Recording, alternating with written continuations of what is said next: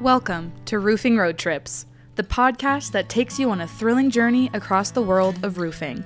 From fascinating interviews with roofing experts to on-the-road adventures, we'll uncover the stories, innovations, and challenges that shape the rooftops over our heads. So fasten your seatbelts and join us as we embark on this exciting roofing road trip. Hello, everyone. I'm Alex Tolle with RoofersCoffeeShop.com, and I'm very excited to be hosting this Roofing Road Trips podcast today. I have a lot of very special guests here, and I'm going to let them all introduce themselves. So, Steve, go ahead, and if you will introduce yourself and your company. Yeah, my name is Steve Spence. I'm a co-owner of Project Map It that works in the space of the industry of roofing and all sorts of contractors. Yes, and a longtime partner of Roofers Coffee Shop. Longtime friend and partner. Yes. Thank you for being here. Paul. Hello, everyone. My name is Paul Reed. I'm with Roofers in Recovery, and it's my beautiful wife, Kimberly. Yeah, I would love to. Good morning. I'm Tolle Reed. I'm a I'm one of the long-term recovery co-founders myself. of Hope in the Valley, celebrated and 18 I assist my years husband of with recovery Roofers in from Recovery, meth and along with alcohol Stephen when needed addiction. for tournaments. And you know, so I've been in the roofing industry Amazing. now. Thank you all This for is being actually here. my Today we're talking 33rd about year a great in event roofing. and also And so, just you some know, really back important in the day, I was kind of heavy your topics, typical but guy I feel out, like you you know, can putting on never the talk roof, about it enough. tearing off roofs, putting it back on, and So let's kind of start drinking and talking drugging kind about of a all little bit day about long. And roofers in recovery. eventually, Paul, could you kind of it share became how a that got problem, started and the mission and behind it? entered into a rehab facility 18 years ago. And to get into that facility was not easy, because even back then, 18 years. It was very, very expensive. And generally speaking, when you're an addict or an alcoholic, you probably don't have health insurance. You probably don't have, money available or free to get into rehab. You've probably burnt a lot of bridges, to people maybe that could help you or like to help you. And the reality was people still stepped up, for me 18 years ago, and, were able to somehow, by, I would say, the grace of God, really scrape together literally $30,000 to put me into rehab 18 years ago. And, I'm a slow learner, I always say, because it took me a few years of sobriety to one day be driving down the road and realize, like, oh my goodness, people really sacrificed and scraped, because I did not come from, a rich family or anything like that. And how they got that money together was really pretty miraculous. But the fact is, someone helped me. And so it was really just kind of on my heart of like, we need to start an organization and we need to give back, and the obvious choice was the roofing industry, because, we do have a lot of addiction issues. And, it had been very, very good to us. Kim and I were able to, build a great company and, a great life, and we're able to, start to give back. And so it was a matter of, Kim and I talking about it. And, I made a phone call to another gentleman in the roofing industry and was like, hey, we should do this. He was in sobriety as well. And we ended up sending one person to rehab. And, that was pretty cool and pretty amazing.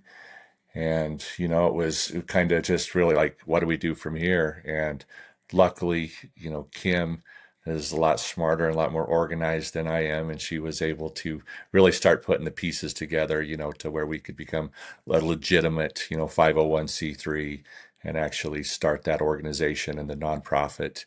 And so that was just really the start of it, was because someone at one point had, stuck their arm out to me and lifted me up. And there's really kind of a saying that you can't keep what you have unless you're willing to give it back. And so we try to live by that.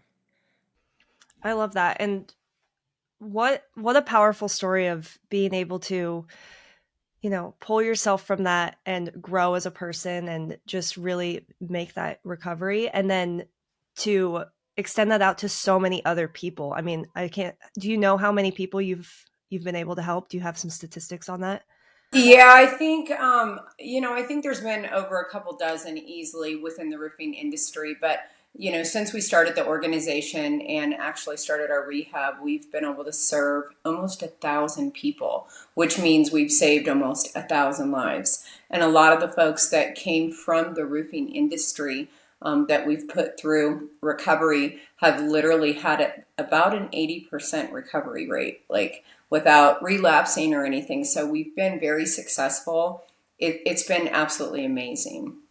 So, Paul, can you kind of go a little bit deeper into why mental health and addiction need more attention, specifically in roofing?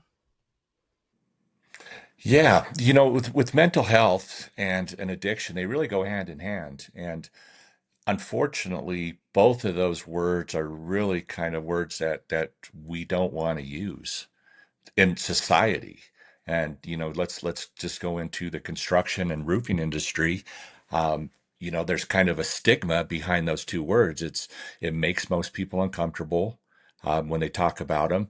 I think a lot of people think if you talk about mental health or you talk about addiction, maybe you're weak or you're soft. There's kind of a machismo attitude of let's not talk about our problems, right? And reality and truth about most addiction and alcoholism is most of the time the drinking or the drugging is usually just a symptom of actually what's going on with most people. Most of the time there is, a deep issue that they're medicating it, self-medicating it by using alcohol or addiction.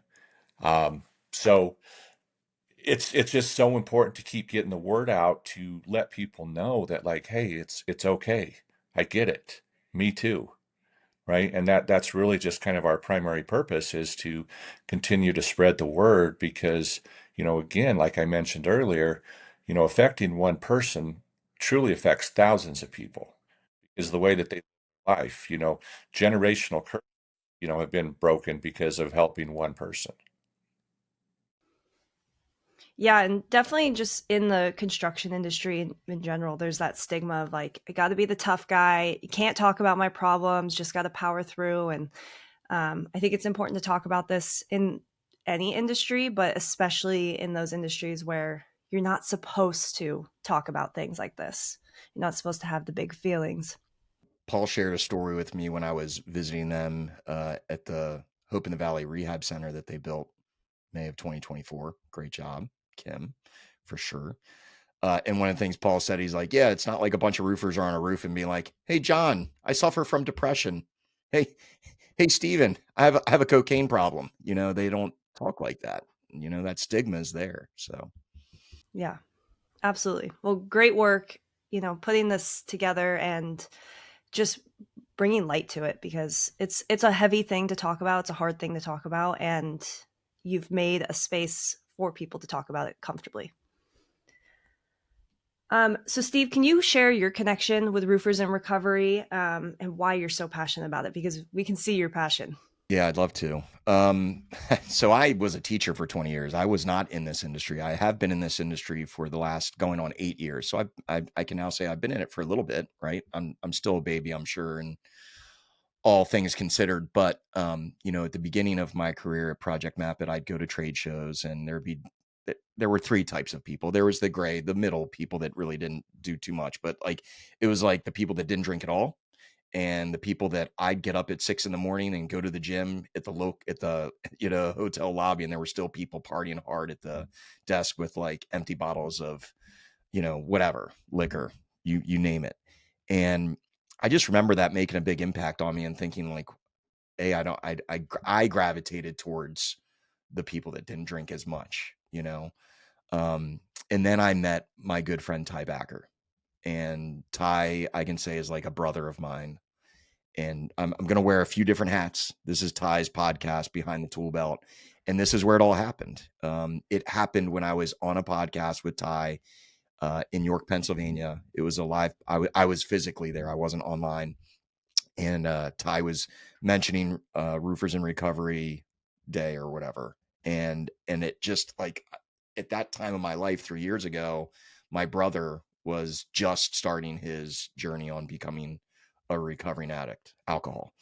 And Ty said that, and I remember for like a couple years I was trying to think of a cause that I could get behind that would also impact the industry, and I couldn't think of one. Like, I'm a lacrosse guy here in Maryland. I'm like, I'm not gonna there's not gonna be a cause for lacrosse. I'm Project Map It. I need to do something in the industry. And when Ty mentioned Roofers in Recovery Day, I'm like, holy cow, like right then and there, it just clicked. And I was like, this is what I want to get behind. And so I did. I had a tournament. We have a golf tournament called Swing for Recovery. And 3 years ago, there were like 20 people, maybe like 15 people that showed up to the tournament, and we raised, a couple grand, and it was great.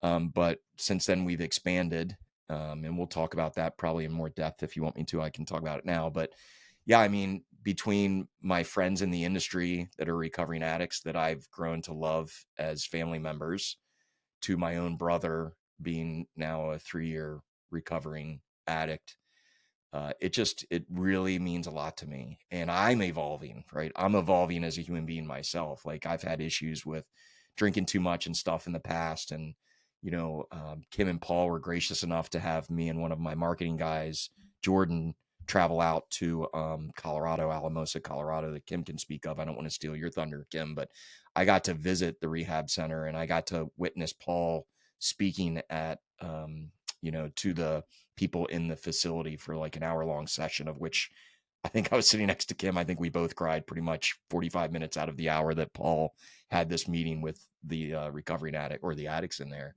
And I had the privilege and the honor of interviewing Paul and Kim. And then I interviewed a person that was 80 days sober that graduated. If is that what it's called? Kim graduated from the program. I don't know, that it was 80 days out of the program at Hope in the Valley. And I got to interview the lead clinician and the lead administrator. And it was pretty freaking impactful on my life and Jordan's life. So just as a human being, I'm evolving, right? Paul calls me a normie. I'm a person that drinks, but I don't have an addiction problem. I learned that from Paul. So I use that word all the time, Paul. Like, yeah, I'm a normie, but I definitely party a lot less. I'm a lot more cautious on how I party. And then, like, as I grow older and older, I'm 51. I just feel like I drink less and less. And it's probably just because of me as a human being evolving. Well, and we've all been to roofing events, and many of those are held in places like Las Vegas, where like the culture there is to drink and party. And so I think having this, to have roofers in recovery like there at these roofing events to like back you. I mean, you guys have a table at Western States next week, right? So just knowing that you guys are there, because somebody may be going to, a huge roofing expo and really need to get the knowledge and the networking and the resources that come with a trade show. But then there's just Las Vegas right there, or whatever city it is, and there's that culture of drinking and partying that comes a lot with trade shows. And so to have you guys in their corner that's a great resource for anybody struggling with addiction. Well, that's actually one of the other driving forces behind Roofers and Recovery, was because of these trade shows, and particularly in Las Vegas.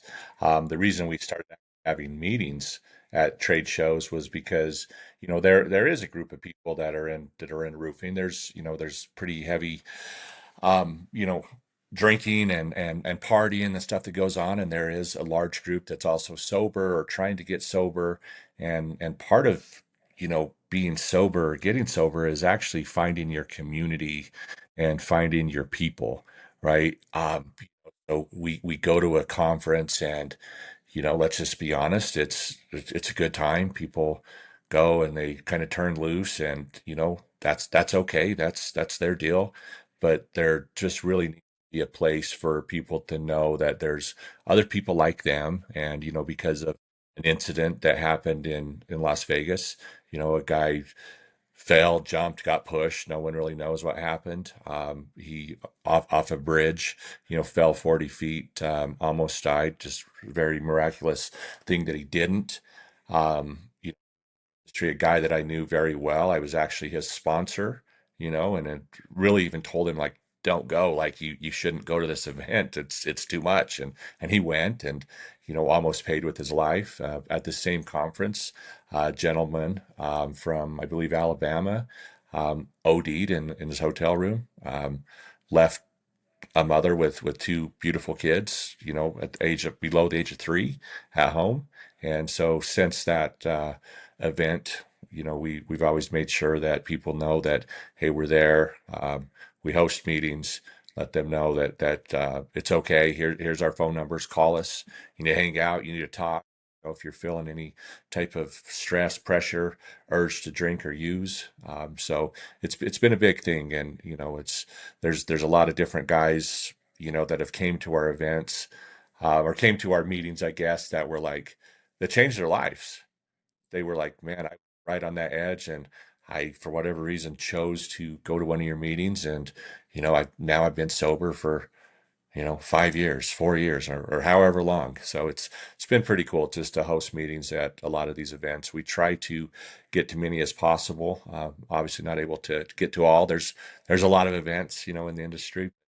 Really trying to grow that network, actively searching and putting in some different ambassadors because really the goal is to really try to be there at every single event. Yeah. Kim, did you have something you wanted to add to that? No, I was just going to say the meetings that we have are very impactful. Like Paul said, we make sure that every event we attend that we let people know, hey, we have meetings in the mornings and in the afternoons, so there's always somewhere for folks to go and meet up. Paul, can you share a little bit too on kind of going back to the workplace? What's the impact of substance use with safety and performance in roofing work? I with that I really tie in like the mental health with the substance use be as well because here's the reality. A lot of times we think of a lot of people like identify as like roofers, right? And what they really are, they're sales guys or whatever that happen to sell some roofs and maybe but at its core, it's really, the guys and gals that actually get on the roofs every single day. And, it's a hard job. You're tearing off roofs, you're lifting shingles and, climbing up and down roofs, off ladders and, getting injured and, long days starting at 5, 6, 7 o'clock in the morning and working till late at night. And, a lot of times guys start kind of self-medicating. They get a little injury and they could start using some pills that maybe were prescribed and boosting that with a little bit of alcohol. And where the mental health stuff really tied into me though was listening last year to the NRCA president or CEO talk about mental health in the roofing industry. And man, it was a scary thought because for years with the safety part of it, we all try to focus on, the OSHA guidelines and the standards and all these different things. And a stat that's really kind of frightening was they said, I believe it was like 2022. Please don't quote me on that, but we'll go with about that year, about 2022. They said there was about 38 people that fell or anyway died on job related incident in roofing, which that's a lot, right? 38 people. But there was over 5,000 people that had lost their lives due to mental health and addiction in the roofing industry over that same period, right? And so like that's just such an eye-opening number because the reality is most of the time in roofing, it's a pretty easy bar to get into. It's also a career that you've been a lot of other places and you could go into roofing because, I have felonies, I have DUIs, I have, charges, whatever the deal is, it's a lot of times you can get a job in roofing where you couldn't get a job in a lot of the people that do come into the industry, they already have a lot of issues and things going on. And then we just kind of add to it because it kind of goes with the culture on occasion. I don't ever want to come across and like act like I'm really beating up our industry because at the same time, I'm also going to say the roofing industry is probably the greatest industry that you could possibly ever be in. But listen, we have a lot of issues and a lot of problems that, kind of get magnified. You throw a bunch of guys together, things happen. And, again, the culture is we're all tough guys and we're not going to talk about our feelings. Like Stephen said, I'm not, I don't want to tell my guys I'm stepping up on the roof with them and say, man, I, was having a hard time today. I'm really struggling in my head. Like those things don't come across, right? Like it just So that's who we are as an industry. And until we all talk about it freely and we all say, listen, it's okay, there is help, there is resources, the issue is not going to go away. Yeah, absolutely. And how can business owners and contractors create supportive environments for their employees who are either in recovery or just creating like an environment where they feel like they can talk to somebody, whether that's their employer or just a trusted coworker? How can they create that environment? Well, it starts. So I'm part of an organization. We have close to 500 employees, right? And so we talk about it. Leadership team talks about it all the time. Like even in our organization, our own organization of 500 people, we know that there is a probably a pretty decent percentage of those 500 people that are struggling with mental health or addiction, right? And so what it starts is actually just having that conversation and being consistent about that conversation, not just bringing it up one time a year, but we've actually made it part of what we call our toolbox talks. So it's talked about actually weekly. Kim and her team Kim could speak about this, but put together basically a workbook and really a playbook of what the mental health looks like and how we could talk about it, listed down resources, and really it's just consistency of talking about the issue will break down the stigma that it's okay. It's just the consistency of it and rolling this out, and not making light of it, not making fun of people of, like, hey, this is, if someone came to somebody and they were having an issue, it's not a joking matter, but it's really boils down to being consistent with that message. It's not a yearly topic, it's not a quarterly topic. It has to be a weekly topic of, hey, we know what's going on. How can we help? We're here for you, and let's help change your life. Yeah, absolutely. That consistent messaging is really, really important because you never know when it's going to click for somebody or someone's going to be like, okay, I'm ready to talk about it. So having just the resource there is great. Yeah, and I also think as a leader of the company, one of the best things you can actually do is kind of lead by example and share experiences of your own, because a lot of times you don't understand that people in your organization may look up to you.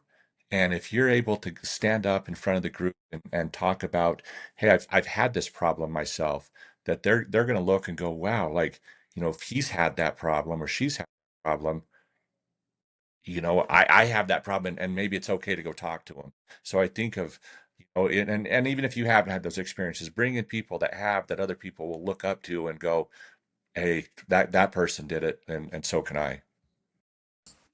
Well, and just talking about it makes people feel comfortable. You bring it up, and like you said, Paul, I mean, once you're on the subject, other people feel like it's okay to engage, and it's just a comfort thing. So,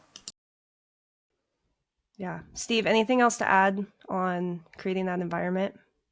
No, I know that Paul and Kim have put together some cool things for educational purposes for companies that want to learn more and how to educate their own leadership team or help out, their own employees. And I find that super admirable. Honestly, like I'm at the point where I'm thinking, okay, 5 years down the road, if I'm, wherever I'm at, if I'm retired or something like that, what can I do? And honestly, Kim and Paul, I would love to like be an advocate of yours and travel and help kind of spread the word. Kind of, it's very similar. It hits home with me every time Paul and Kim say, we've helped 100 directly, which is going to help another 1,000 indirectly. And, that's what's happened with me, in working with Paul and Kim, right? They've helped me evolve, and it makes me want to like go out there and do something beyond, Project Map It. So, when my career is over with Project Map It, however long that is, that's definitely something that I would love to get into is to be able to help educate and support companies out there in the contracting world to support their own employees with those struggles. Amazing. And a lot of those resources that you guys have with Roofers in Recovery can be found on the Roofers Coffee Shop directory. Just go to the directory on our site and go to Roofers in Recovery. If you don't see the resources you're looking for on the directory, just go to their website and there's a lot more available to you there. So we're going to kind of shift gears. Steve, Swing for Recovery is coming up very quickly. Can you share a little bit about what makes this more than just a regular golf tournament? Yeah. I mean, for me, I think you can tell just by what I've already said. For me, it's very important. And so it's not just a golf tournament, right? When I'm there, I want to interview people. I want to get some stuff on video that, shares experiences and stuff like that, and then promote that to help educate. And really the biggest thing is just becoming aware, right? Like, I don't think the industry, I'll say this out loud. I don't think the industry does a great job really promoting and bringing awareness to the struggles in these two, mental health and drug and alcohol addiction. I think there are some big players in the industry, like supply companies that have a ton of outreach towards contractors, right? Like they hundreds of, like tens of thousands of contractors they work with, manufacturing companies. I feel like there's a lot of big entities out there that could do more. So that's the first thing I'll say. I'll be bold. And if everybody wants to yell at me for that, I know there are some manufacturing companies and supply companies that do education and stuff and work with you, Roofers Coffee Shop. But I just think we could do more. Let's just put it that way. There are people that are doing things. Let's just do more. Let's bring more awareness, right? Paul and Kim are the ones that told me that Roofers Coffee Shop, that you all do a lot in this. And I didn't know that. And I've been friends with you for 5 years, 6 years, forever. Like, Roofers Coffee Shop has actually been our day one. They have been consistent. That's since we first met, like with Alex and Heidi. Like, man, they have been amazing to us and done a lot of really cool stories and features. Shared our information and kept it on their site. They've helped us grow our organization. We cannot thank them enough. yeah, I couldn't thank them enough. Just the growth of my own company as well. Just what they've done. I could go on and on about Heidi. My first ever conversation with her 5 years ago was, I thought, oh, here's a marketing person. She's going to ask for a ton of money. And it was like the polar opposite. I don't know. I don't think I probably shouldn't say that. I don't think I've paid a dime to Roofers Coffee Shop once, but we would just work copacetically together and we really support each other. So yeah, I mean, kudos to you, Paul. You talked about NRCA when I was at Hope in the Valley, and you shared with me the same story you shared on this. And I got an email from Heidi or the coffee shops that said, hey, there's a podcast or whatever you call it, coffee hour or whatever. And NRCA was on there. And right away I registered. It was like the very next day. So I was on that meeting. I was in the chat box, like chatting it up with NRCA people and everything. So anyway, the question, Swing for Recovery. What, you just want me to talk about it? Is that how it evolved? Yeah. Okay. Just tell us a little bit about it. And then, what happens at the event. And I know that there's also a recovery meeting the day of. So kind of talk about that too. Yeah. So we went back and forth the very first year. Again, the first year it was just me here in Baltimore, Maryland, where I had an event 15 minutes down the road. It only brought in a couple grand, but then we graduated the next year. I was like, okay, how can we make this bigger? So I did call my friend Ty Backer, who owns a very successful construction company here on the East Coast. They have multiple locations up and down the East Coast, called TC Backer. And again, Ty is a guy that's always supported me, and I've always supported him. He's literally a brother of mine. And I asked Ty, hey, do you want would TC Backer host a golf event? And without thinking, he was like, yeah, of course, let's do it. So year 2, which was last year, we had 2 golf events, one in Baltimore, my event that Project Map It hosts, and one in York, Pennsylvania, just an hour and a half north of here, that TC Backer hosted. And together we raised close to 30,000. It might've been 30. That it was close. And so it evolved to 2 tournaments. This year we're trying to get 4 tournaments, right? So we're trying to get one out in Alamosa, Colorado, where Hope in the Valley is, that Kim can speak about Hope in the Valley. And then our friends at Destination Motivation, Jimmy Hammond, in Indiana. So we've expanded to 4 tournaments. Golf tournaments are not easy to put on at all. Like, I'm literally on my phone this morning at night, anytime I can, like texting my friends, my sponsors, like anybody I can think of on Facebook. It doesn't matter. I'm like, hey, can you donate? Can you do this? Can you do that? I mean, it takes hours. The nice thing is once you get an established tournament like I had last year, we had over 100 people for Baltimore. TC Backer had more than that, like 120, 130 in York. So it's just easier once you get the people the first time, because then you can just dial them up the next year, and usually 80% of them come back as long as their schedule allows it. But yeah, there's a I know at my tournament, I think they have it at the York tournament as well, but there's the golf, it starts at 9, the scramble starts at 9, but we have a recovery meeting at 8. So the hour before, there's a recovery meeting that my brother and the guy that helps me put on the tournaments, Dan Moyer, God bless him, he's amazing. He helps put on all the tournaments. He's also a recovering addict because of my brother, right? Like my brother and him have always been good friends. So there's that network that Kim and Paul constantly talk about, right? Like one is helped directly and hundreds are helped indirectly.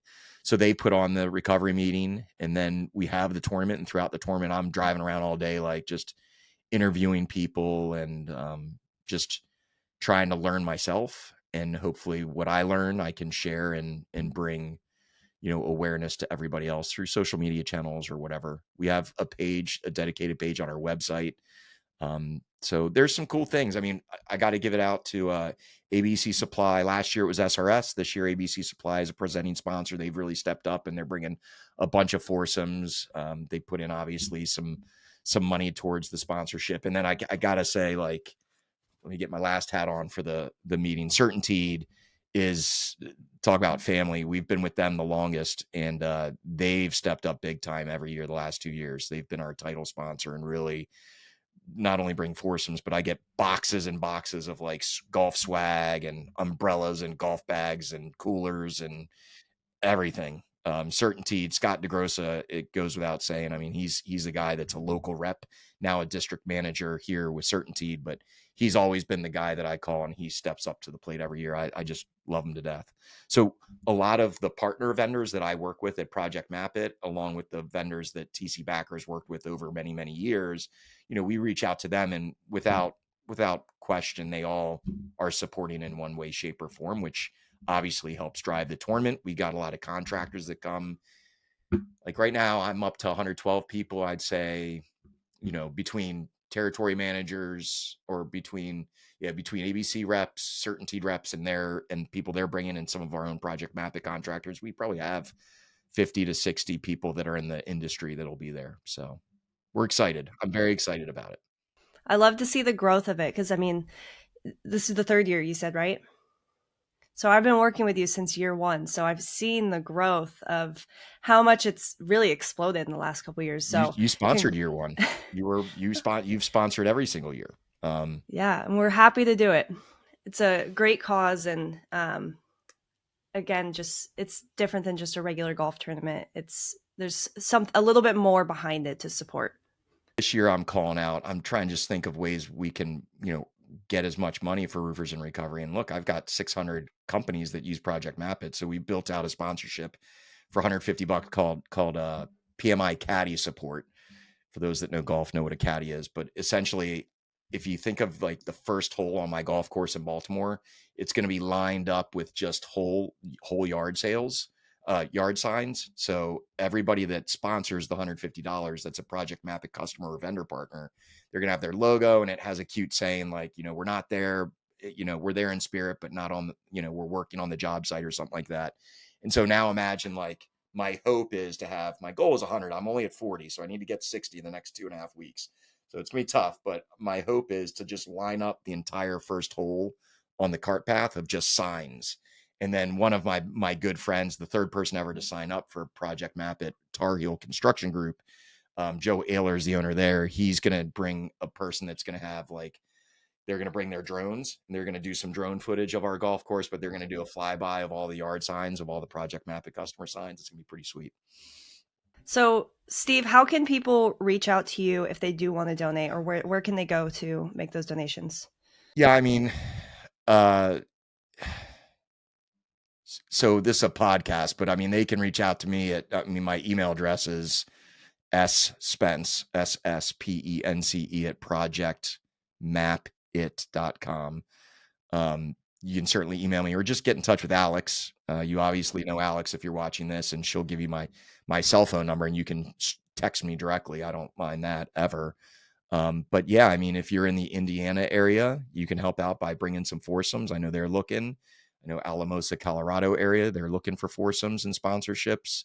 If you're in the York, Pennsylvania area, so if you're in the Baltimore area, if you're in any of those 4 regions and you like golf, or even if you don't love golf, but you love to support a good cause like Roofers in Recovery, you can either donate cash, donate money. There's a donate button that Alex can provide, or you can sponsor, because we have different sponsorship levels.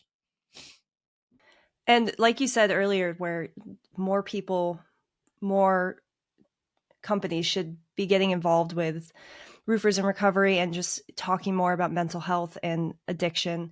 This is a great place to start, is just a sponsorship or a small donation. It doesn't have to be anything crazy, but it's a place to start getting your feet wet with this, having these conversations and supporting these kinds of organizations. Yeah, $5 donation goes a long way. And like I have 600 companies, like $150 sponsorship as a Project Map customer is nothing. Like it's $150. Like please consider sponsoring, Absolutely. Okay. I kind of want to go back a little bit about just the impact that Roofers in Recovery has. Kim, I'd like for you to start us off with maybe a powerful story or moment that you've witnessed through Roofers in Recovery, or at Hope in the Valley. Wow, there's so many. The one that really stands out the most is there's a couple in the industry, and her husband was struggling for many years, and we'd see him on social media. They would always post and pictures of them and their family, and you'd see their pictures and you'd see her, and they were just kind of dull. Just watching them, we got her husband in recovery, put him through all of the services, and shortly after that you start seeing them post pictures, and the glow on her face, with her family, looking at that was just night and day. I mean, you can go on their social media and look, and obviously I can't say their names, but just going back to him when he was in addiction, and now they're glowing, they're thriving, and just watching that, just every single time I see him on social media, it just really touches me. But we've, besides that, I mean, just the impact of changing people's lives, people coming into our center and having absolutely nothing and no hope, and turning that around to, graduating from our program and then going out into society and getting jobs and thriving and breaking, the chains of addiction with their family, and just setting the tone for, their children and things like that. It's amazing. I mean, the lives that we touch and the people we change. And Paul, you can also speak to that. I mean, you've seen a lot of the folks down there in the valley that we've changed their lives. I mean, it's incredible. I think that key word that Kim mentioned, hope. Hence the name of the facility is Hope in the Valley. It's the San Luis Valley.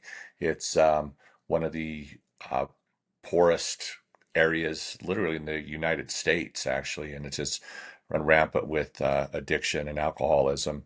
But when you actually reach out and help somebody, and you see the change that literally comes from them grasping onto hope in someone's life, to see their eyes just light up of like, oh my gosh, like maybe there is hope.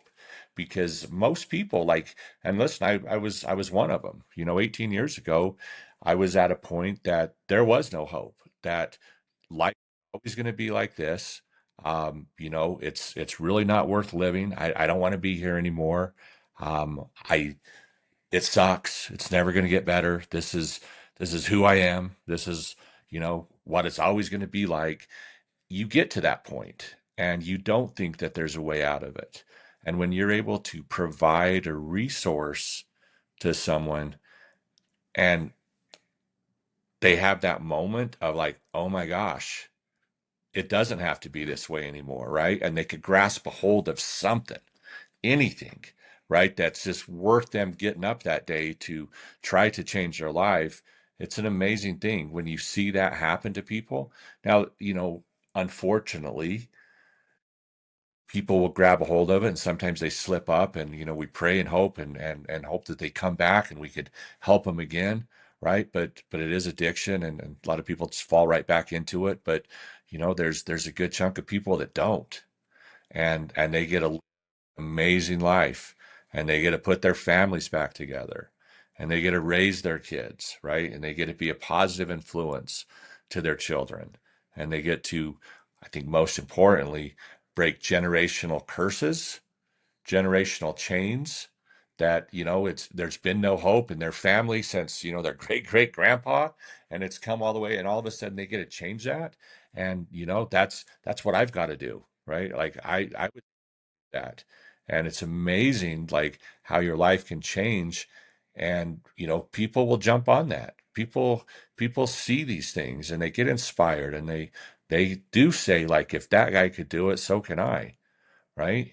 And, we just need to be kind of a positive light to people, because it does go a long ways. And, again, just to see someone be able to grasp a hold of a simple concept of really just hope that I listen, I don't know what's going to happen tomorrow, but hell, it might be better than today. So, like, I'm going to grasp a hold of that, just that simple concept. It's amazing to see them really start to get like life back into them. A lot of people, and we all know them, you look at them and they're almost lifeless, soulless, right? And when they grasp a hold of that hope, and listen, there's other things that go along with hope, and to me, I choose to call that, like the Holy Spirit, God, that comes along with that. But to see them grasp that, like, man, talk about a success story. Talk about, warm and fuzzy feeling when you see people really just start to change. And it's awesome to organizations like ours. It's not possible without help like you guys, like, Roofers Coffee Shop and Project Map It. Man, like, we need all the help in the world to continue to spread this message, to continue to help find resources to move this down the road. We want this organization to be running long past when Kim and I are here, right? And it that way, because it does make a difference. People's lives can change. People can put their life back together. This industry has been amazing. I live a life today because of roofing, right? And sobriety, but because of roofing, that I could not fathom 20 years ago, 30 years ago, 10 years ago, right? And it's because someone gave me a chance. Someone reached out with their hand, lifted me up, and today I get to carry that message. And we need other people to continue to pick up that message and carry it out to the masses. There's the roofing industry is huge. There's a lot of roofing all across the United States, and I promise you, every one of us is affected by this in our own organization. You may not realize it yet. It's in your organization. I promise you, it's in your family somewhere. It's in your circle of people that you know. It's in your community. It affects every one of us, and it's just a matter of us deciding, like, we're going to be the difference, or we're just going to continue to turn a blind eye and be like, "Yeah, it's not my deal, not my problem. I'm good. It ain't going to affect me." It will. It'll eventually do that. So, it's a matter of, let's make a decision if we want to step up and help and be part of the solution. And it's things like Paul just said that just like blow my mind. Like, you're such a good speaker, especially on this topic, Paul, and just motivational and everything else. I like mine's a different story as a normie, but one of the most powerful things in my life, and I was sharing this prior to this recording, was when Paul and Kim flew me and Jordan out to do some interviews and to get a sense of what Hope in the Valley is, and so that we can kind of really immerse ourselves in that time. And I got to tell you, man, it was like 3 hours of me interviewing, 4 sets of people. somebody that was 80 days sober from Hope in the Valley. One that the administrator, the head clinician, and obviously Paul and Kim. I interviewed all of them. And when I walked out at the end of the day, like interviews started at 8 or 9, it was like 12 or 1. We walked out of Hope in the Valley.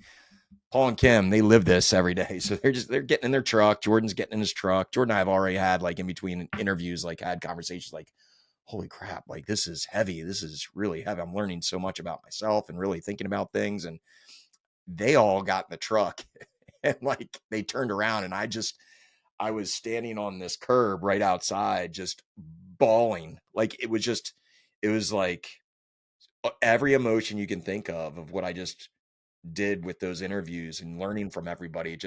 I lost it. And Paul just gave me, he's a big guy, I'm a small guy, he just gave me a big bear hug and said, "It's okay, man. I understand how you're feeling." And it's just, honestly, it's a day I will never forget in my life. And it's made me a better human being because of it. So that was just very powerful and impactful. And it's the things that Kim and Paul are doing, with Roofers in Recovery, Hope in the Valley, maybe future rehab centers, Kim, we'll see. Right.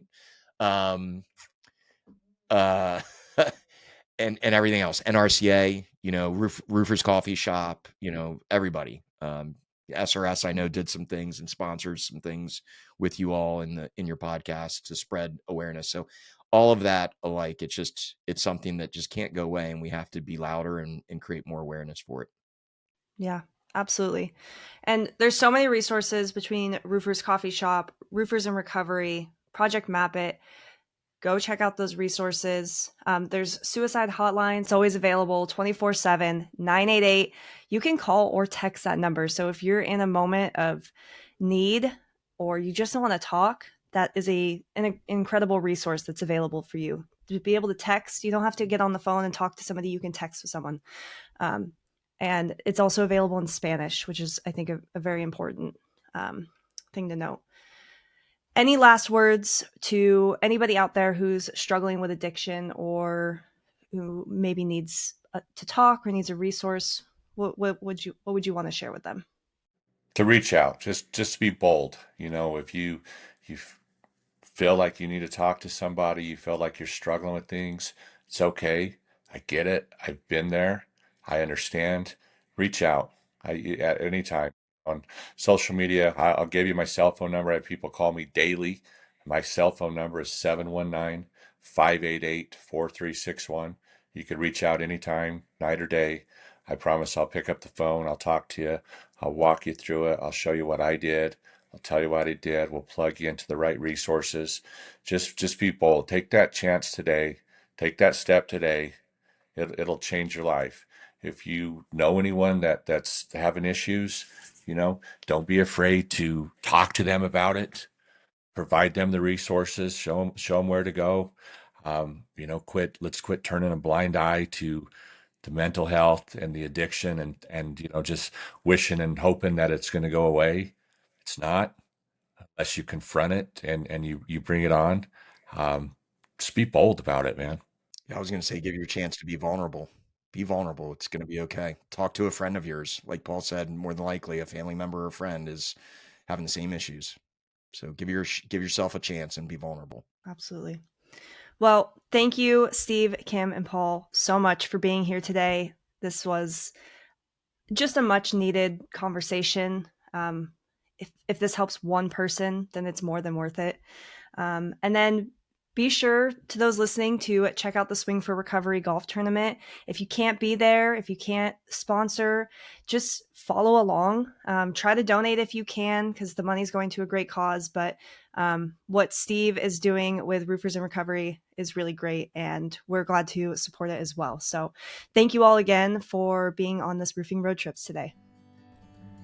If you've enjoyed the ride, don't forget to hit that subscribe button and join us on every roofing adventure. Make sure to visit RoofersCoffeeShop.com to learn more. Thanks for tuning in, and we'll catch you on the next Roofing Road Trip.